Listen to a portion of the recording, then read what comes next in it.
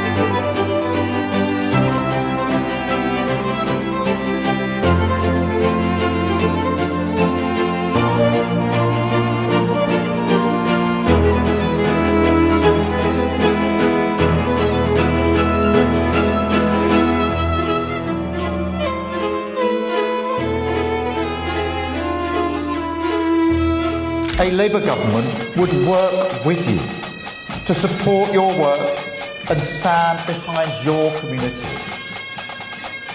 We will work for you to make sure that in everything we do, our shared values of compassion, dignity and aspiration for every person in this country, together we will build a better, brighter future for all.